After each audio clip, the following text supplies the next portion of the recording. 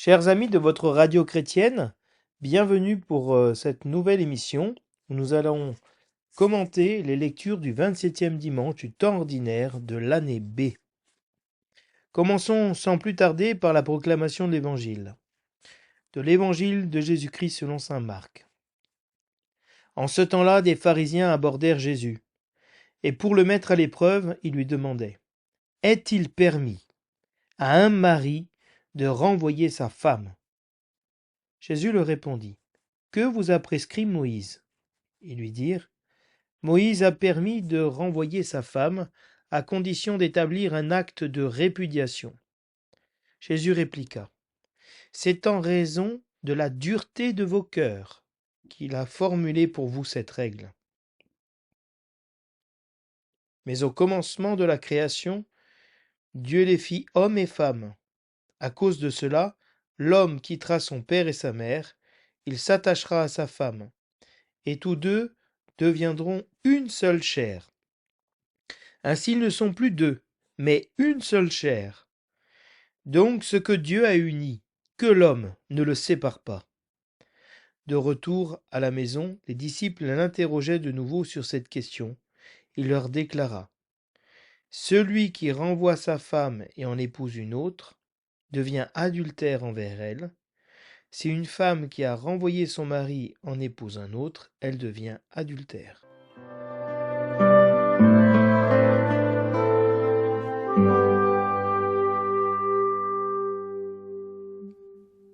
Du livre de la Genèse.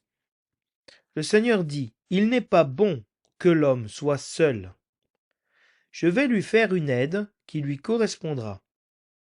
Avec de la terre, le Seigneur Dieu modela toutes les bêtes des champs et tous les oiseaux du ciel, et les amena vers l'homme, pour voir quel nom il leur donnerait. C'étaient des êtres vivants, et l'homme donna un nom à chacun. L'homme donna donc leur nom à tous les animaux, aux oiseaux du ciel et à toutes les bêtes des champs. Mais il ne trouva aucune aide qui lui corresponde. Alors le Seigneur Dieu fit tomber sur lui un sommeil mystérieux, et l'homme s'endormit. Le Seigneur Dieu prit une de ses côtes, puis il referma la chair à sa place. Avec la côte qu'il avait prise à l'homme, il façonna une femme, et il l'amena vers l'homme. L'homme dit alors: Cette fois-ci, voilà l'os de mes os et la chair de ma chair. On l'appellera femme, Isha, elle qui fut tirée de l'homme, Ish. À cause de cela, l'homme quittera son père et sa mère. Il s'attachera à sa femme, et tous deux ne feront plus qu'un.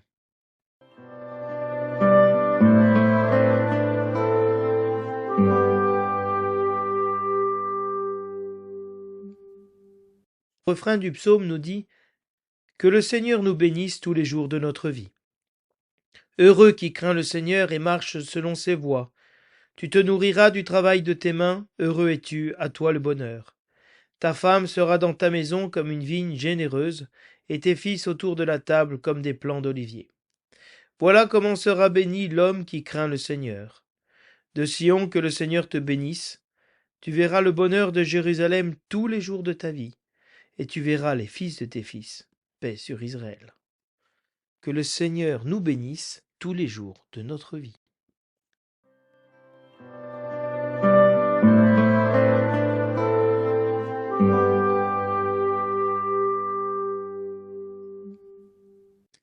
De l'Épître aux Hébreux. Frères, Jésus, qui a été abaissé un peu au-dessous des anges, nous le voyons couronné de gloire et d'honneur à cause de sa passion et de sa mort. Si donc il a fait l'expérience de la mort, c'est par grâce de Dieu au profit de tous. Celui pour qui et par qui tout existe voulait conduire une multitude de fils jusqu'à la gloire. C'est pourquoi il convenait qu'il mène à sa perfection par des souffrances celui qui est à l'origine de leur salut. Car celui qui sanctifie et ceux qui sont sanctifiés doivent tous avoir même origine. Pour cette raison, Jésus n'a pas honte de les appeler ses frères. Parole du Seigneur.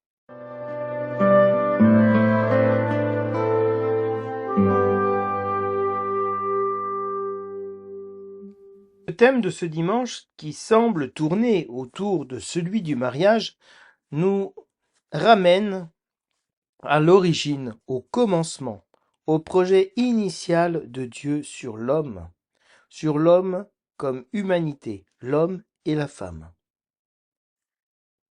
Et donc à travers le thème plus vaste du mariage et celui des enfants, qui est lié, qui est un fruit du mariage, l'Église nous aide dans ce dimanche, nous ramène à l'origine, au projet de Dieu.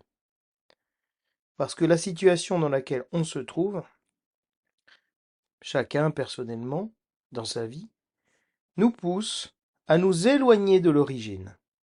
Et nous avons besoin sans cesse de faire référence à l'origine du projet de Dieu, à l'origine aussi de cette rupture de la communion entre l'homme et la femme qui naît de la rupture de la confiance entre l'homme et son Créateur.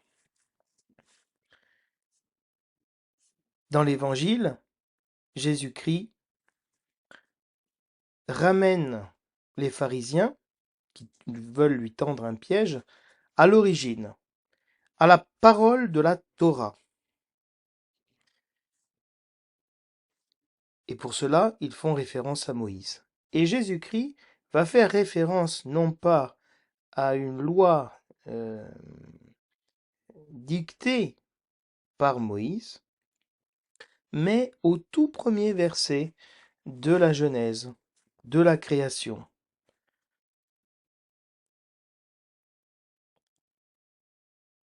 Au commencement de la création, à l'origine, Dieu les fit hommes et femmes.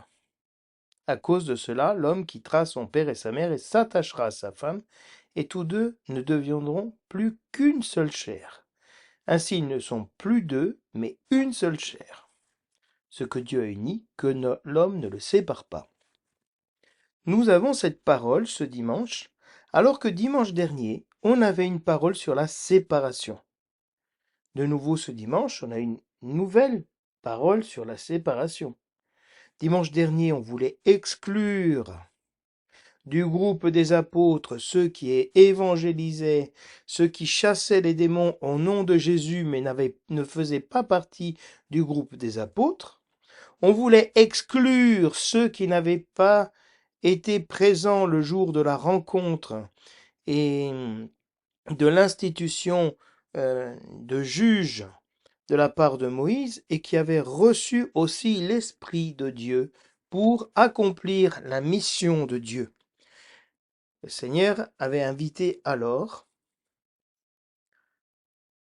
ceux qui l'écoutaient à renoncer pour le royaume des cieux à ceux qui, dans leur vie personnelle, les scandalisent, ce qu'ils voient, ce qu'ils font et là où ils vont. Eh bien, on continue ce dimanche dans la séparation, avoir une parole sur la séparation et sur l'union, la communion, l'unité, parce que nous avons tous même origine. Et donc c'est dans ce contexte-là qu'on voit qu'il y a une véritable pédagogie de l'Église pour nous aider véritablement à manifester ce mystère de l'union et de la communion qu'est l'Église, comme on le dit dans la prière eucharistique, que nous soyons tous réunis en un seul corps. Donc il y a cette volonté d'union, ce que Dieu a uni, que l'homme ne le sépare pas. C'est l'homme qui, à travers la dureté de son cœur, a cassé les pieds à Moïse pour pouvoir se séparer de sa femme, insupportable, difficile, dans cette vision, si vous voulez, un peu patriarcale et masculine, à cause de la dureté de ce cœur. C'est ce cœur qui s'endurcit, parce que c'est un cœur qui est soumis au péché, recroquevillé sur lui-même, qui se sépare de Dieu, qui se sépare de l'autre, qui finit par se séparer de la création et de se séparer de lui-même. Et donc Jésus-Christ nous ramène à l'origine pour guérir notre maladie de la division. Et pour cela, la première lecture qui a été choisie par l'Église est ce récit que cite Jésus face à la solitude originelle, alors que Dieu a créé tout bon, très bon, va apparaître pour la première fois, il n'est pas bon. On avait bon, bon, bon, bon, bon pendant 8 fois dans le récit de la création, et tout d'un coup, on a au niveau de ce chapitre 2 de la Genèse, il n'est pas bon que l'homme soit seul. Et c'est Dieu qui le dit.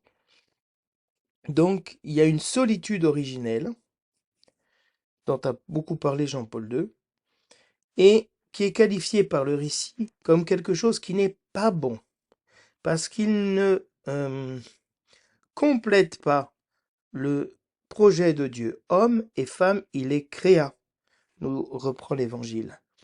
À l'image de Dieu, il les créa, homme et femme. L'image de Dieu, c'est l'homme et la femme unis, en communion.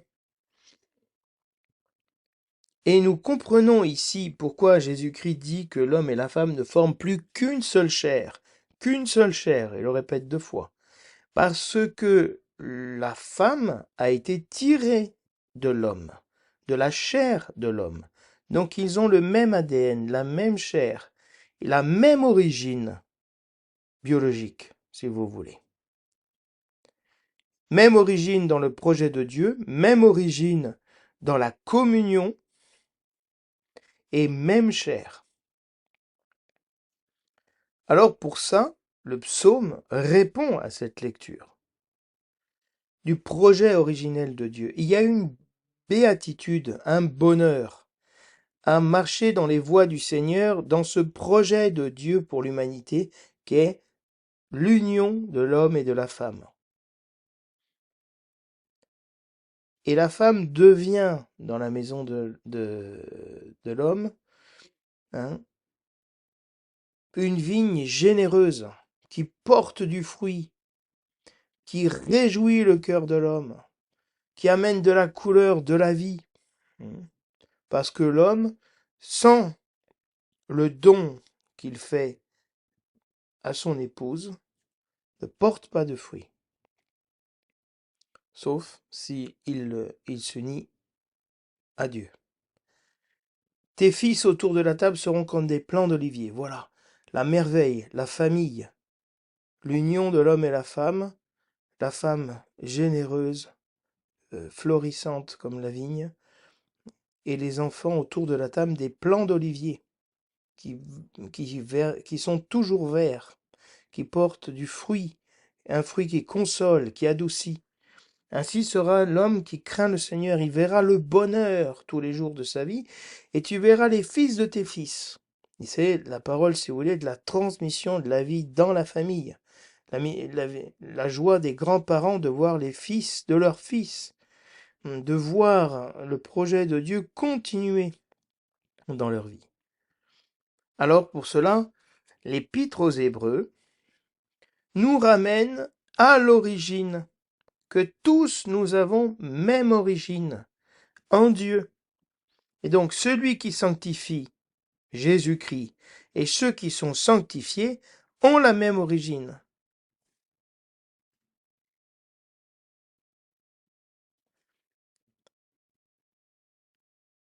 Pour cette raison, Jésus-Christ n'a pas honte de nous. Il ne se sépare pas de nous. Il ne demande pas le divorce avec nous. Parce que le premier qui pourrait demander le divorce, c'est Dieu, avec l'humanité. Parce que ce n'est pas facile. On est obstiné dans le mal. On est systématiquement à vouloir se séparer de Dieu. Donc le premier qui aurait raison de se séparer de nous, c'est Dieu. Et la métaphore du mariage, c'est l'image de l'alliance dans l'Écriture, l'alliance entre Dieu et les hommes. Et donc, ce Jésus-Christ, qui lui s'est abaissé de sa condition divine et a pris notre condition humaine, et il a été humilié par sa passion, par sa mort, Et grâce à cette expérience d'abaissement, il a été couronné de gloire et d'honneur.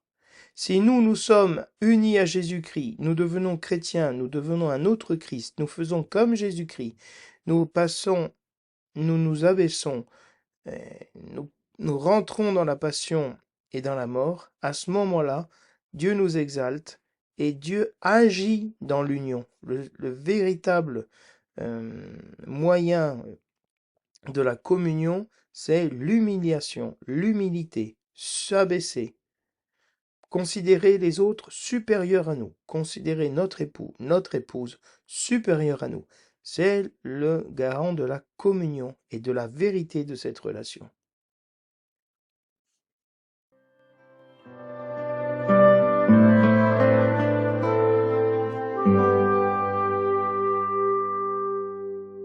Penchons-nous maintenant un petit peu sur l'Évangile.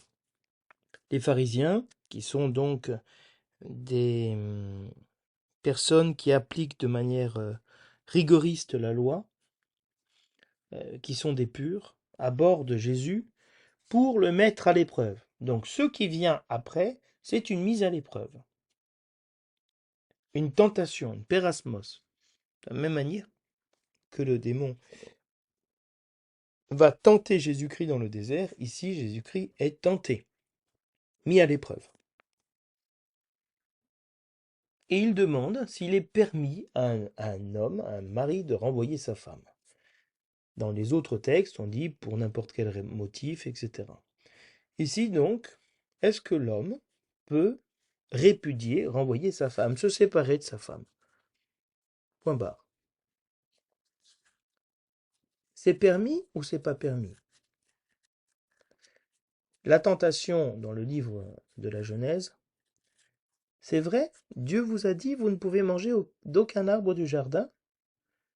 Et donc, on est toujours sur cette question d'interdit. Beaucoup de nos jeunes quittent l'Église à cause de l'interdit, de la mauvaise compréhension de l'interdit. Parce que le monde nous dit, si c'est interdit, t'es pas libre. Et là, Jésus-Christ leur répond par une question, selon la tradition juive. Que vous a prescrit Moïse? Donc, est-ce qu'on peut répudier sa femme? Qu'est-ce que dit Moïse?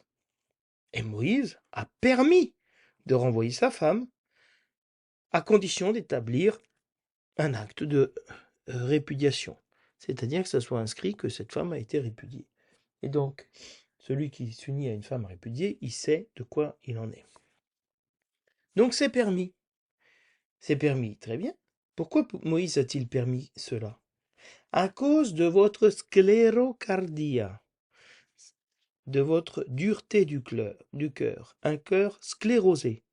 Scléro, qui a donné sclérose, cardia, cœur. La dureté du cœur, ce cœur qui est sclérosé, qui ne vit plus, qui est mort à cause de votre cœur, qui est complètement mort. Il n'y a plus rien qui coule dans votre cœur. Donc c'est clair que dans la mesure où quelqu'un cesse d'aimer son épouse, et qui devient dur et insupportable avec elle, Moïse a permis à cet homme de renvoyer sa femme parce que sans doute ça devenait invivable pour son épouse. Et donc, pour sauver une des parts, il y a ce qu'on appelle un moindre mal. Mais ce n'est qu'une concession parce que le cœur est malade, le cœur est endurci. Et Jésus-Christ est venu sauver notre cœur endurci, nous donner un cœur nouveau, un cœur de chair, et non pas un cœur de pierre, un cœur qui s'arrête sur la loi. Si tu fais cela, je t'aime, si tu ne fais pas cela, je ne t'aime pas. Mais au commencement, nous dit Jésus, de la création, il n'en était pas ainsi. Parce que Dieu les a fait hommes et femmes. Donc Dieu a fait un projet sur l'homme et sur la femme. Que là, qui précède le péché, qui précède la chute, la dureté du cœur, elle naît du péché, de la désobéissance de l'homme, qui croit au mensonge du serpent que Dieu ne l'aime pas. Si Dieu t'a donné cette femme, Dieu ne t'aime pas. Et c'est d'ailleurs ce que dira Adam après la chute, puisqu'il dira, c'est la femme que tu m'as donnée, que tu m'as choisie,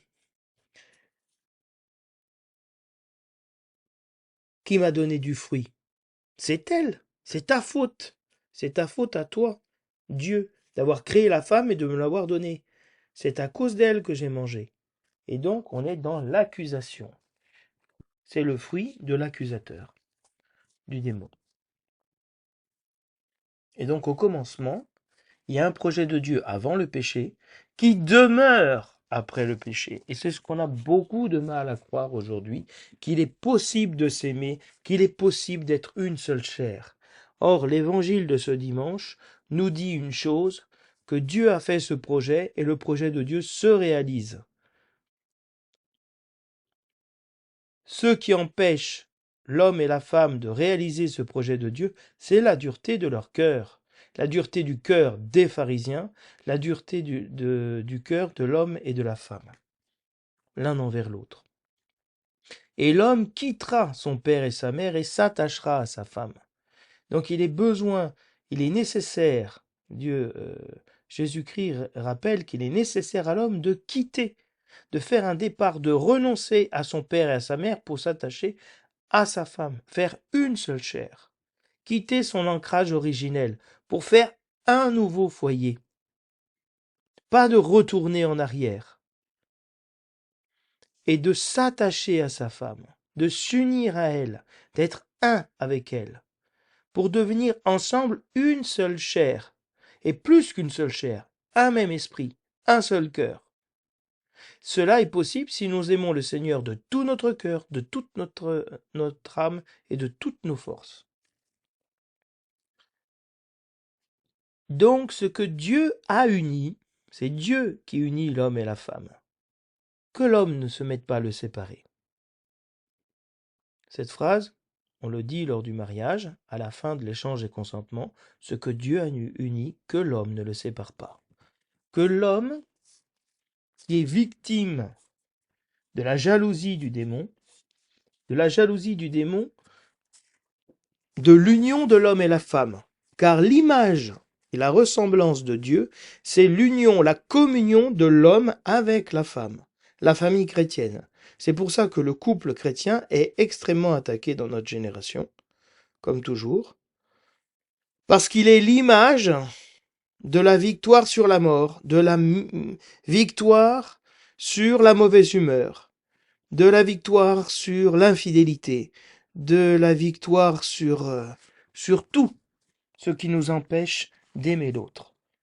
Et cette incarnation, cette acceptation de la réalité de l'autre, c'est le christianisme, c'est la vie divine en nous.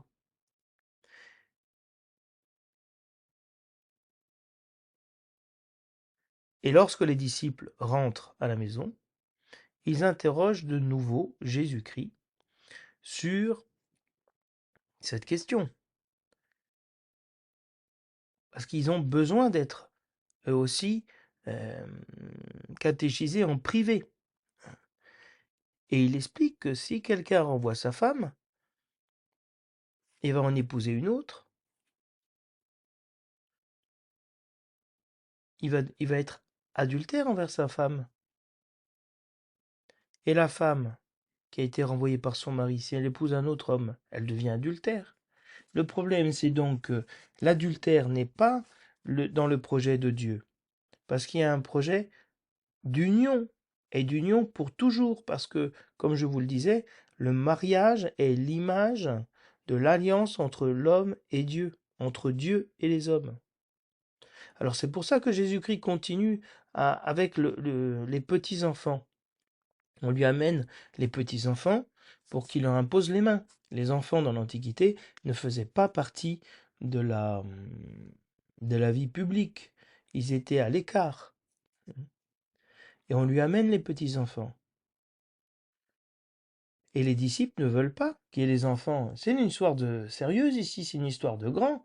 Laissez, enlevez-moi ces enfants. Et Jésus-Christ dit, laissez les enfants venir à moi. Ne les empêchez pas. Les enfants ont envie d'aller voir Jésus-Christ. Celui qui a une âme et un cœur d'enfant, il veut voir le Christ. Il veut être avec lui. Il n'a qu'un désir, parce que la beauté, la bonté, la joie, la générosité de Jésus attire nos enfants. Elle lui donne envie. C'est cette innocence de l'enfant qui s'approche de Dieu. Et le royaume de Dieu, nous dit Jésus, est à ceux qui ressemblent à ces enfants, qui ont cette joie dans le cœur, cette spontanéité d'aller vers le Seigneur, sans calcul.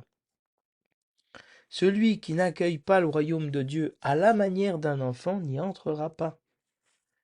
Et si moi je n'ai pas une âme d'enfant, je n'accueille pas l'autre comme un don, mon épouse, mon époux comme un don, si je ne me fais pas petit enfant, je ne me réjouis pas que le Seigneur ait répondu à ma solitude, à ma souffrance, en me donnant la communion avec un autre, avec une autre. Et Jésus les embrasse et les bénit. Et donc on voit dans cet évangile la souffrance d'une famille qui se sépare, de parents qui veulent se séparer, avec Jésus-Christ qui rappelle à la communion, à l'union du projet de Dieu sur eux, et de la joie, du fruit que sont les enfants, qui viennent vers les parents, qui viennent accueillir Jésus-Christ, qui se jettent à ses pieds. Alors, dans le livre de la Genèse, Jésus-Christ, qui le reprend dans l'Évangile, nous rappelle que le projet de Dieu, c'est la communion de l'homme et de la femme. Pourquoi? L'homme a été créé bon, mais il n'est pas bon qu'il soit seul. Il a besoin, pour correspondre au projet de Dieu, d'être face à un autre que lui-même. Et Dieu veut lui faire une aide qui lui corresponde. En hébreu, on dit Edzer kenegdo, une aide contre lui. Il peut être pour lui s'il en est digne, contre lui s'il n'en est pas digne. Il n'est pas question ici que la femme soit une aide euh, pour, euh, pour l'homme, dans le sens d'une aide pour faire les choses qu'il n'a pas envie de faire. Non, non, absolument pas dans cet esprit-là que la Genèse, le livre de la Genèse et que la foi d'Israël a vécu cela. Et donc Dieu va modeler toutes les bêtes des champs devant l'homme, il les amène à l'homme. Donc l'homme est conscient, il voit Dieu créer les animaux pour lui faire une aide qui lui corresponde. Et Dieu veut voir quel nom va donner Adam à ces animaux. Est-ce qu'il va donner un nom qui correspond? Et l'homme donne un nom à chacun. Éléphant, crocodile, lémurien, chien, chat, perroquet, colombe. Mais l'homme ne va pas donner un nom qui correspond à sa nature à lui. Il ne va pas trouver une aide qui lui corresponde, un autre que lui.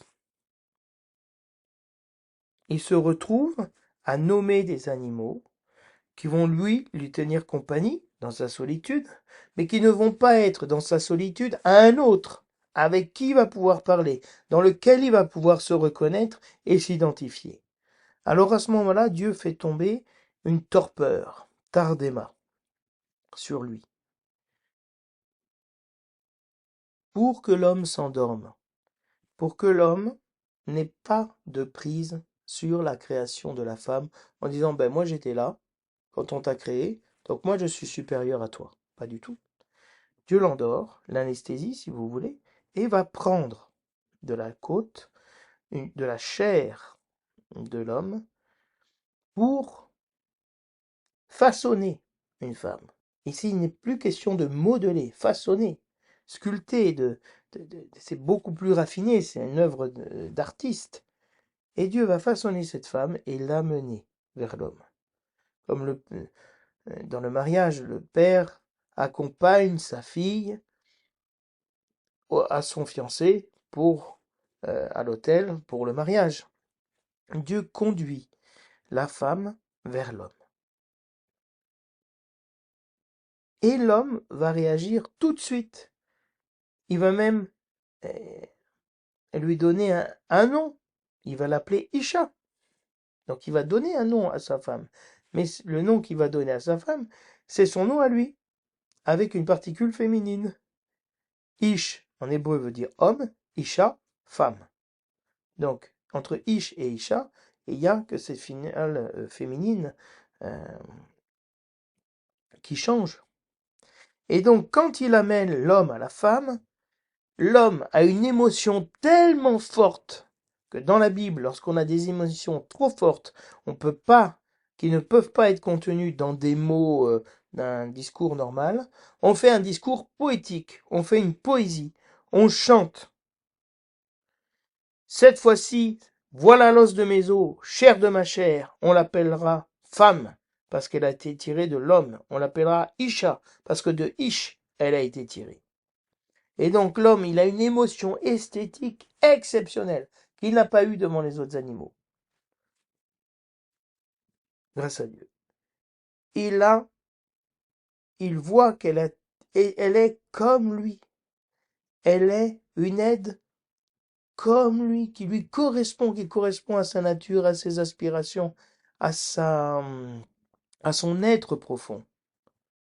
Et Dieu lui a fait ce cadeau en lui montrant progressivement qu'il était seul, en lui montrant que la compagnie des animaux ne suffisait pas, que pour pouvoir vraiment se sentir réalisé, il fallait lui amener une femme comme lui. Et c'est l'image de l'Église. Jésus-Christ est le nouvel Adam et l'Église est la nouvelle Ève. Et c'est l'union de l'homme et de la femme, du Christ et de l'Église. Et donc, Jésus-Christ seul a besoin d'une épouse qui est l'Église pour pouvoir manifester la présence de Dieu dans le monde que nous habitons aujourd'hui, dans lequel nous vivons. Alors comme je vous disais, le psaume répond, c'est un bonheur, c'est fantastique. Chair de ma chair, os de mes os.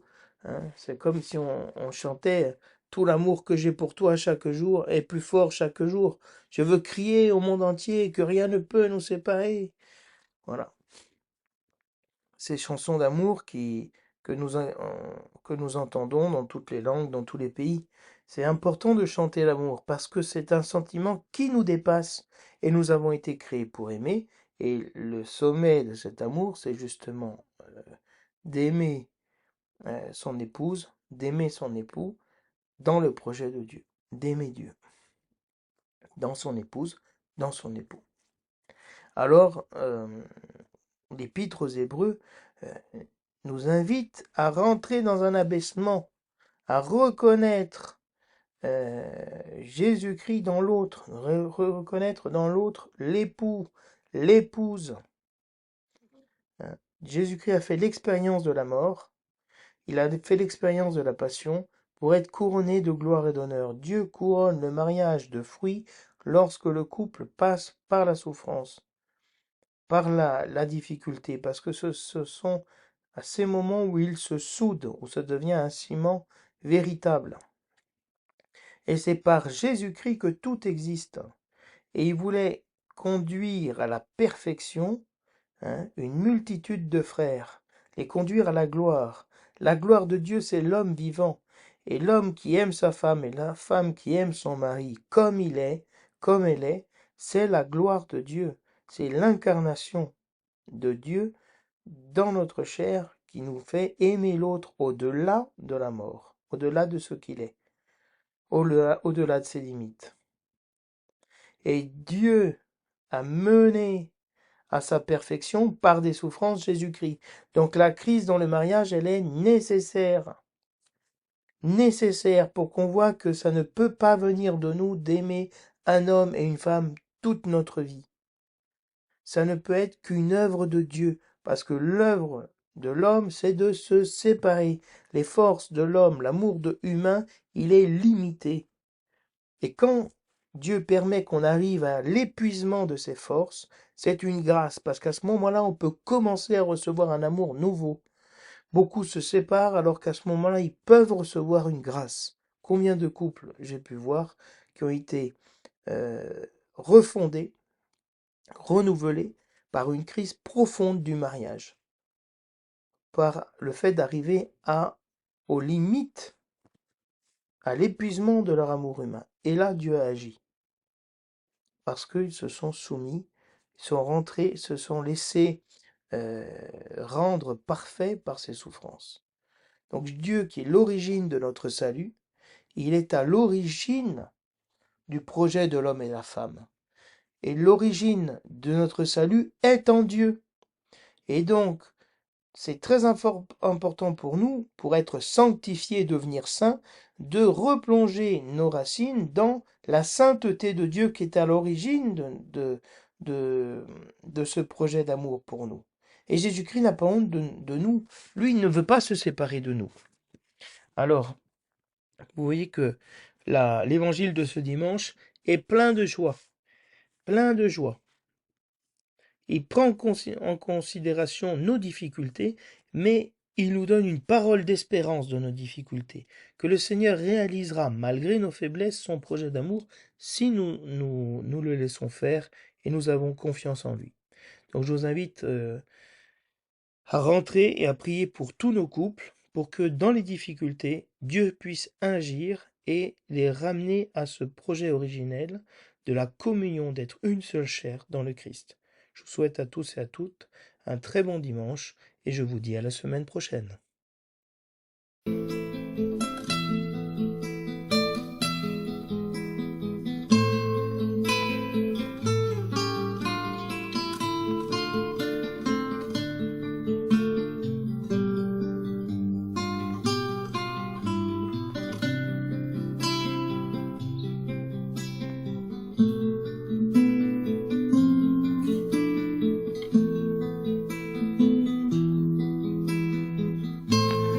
J'ai cherché celui que mon cœur aime. Dans mon jardin aride, il a fait son domaine. De perles de rosée, il a couvert ma tête. Mon âme est toute belle, mon bien-aimé m'appelle. Viens, ma toute belle, viens dans mon jardin, l'hiver s'en est allé, et les vignes en fleurs exhalent leur parfum. Viens dans mon jardin.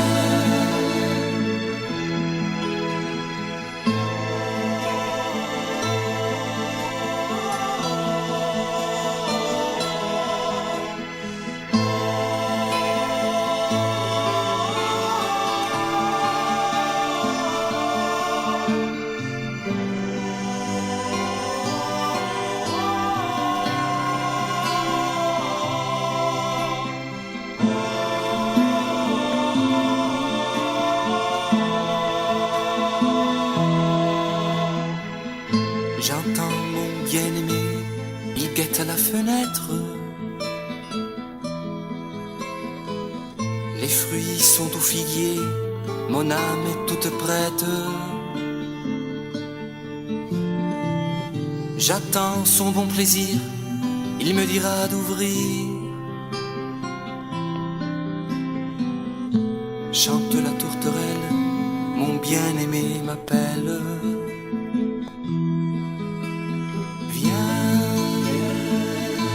Ma toute belle,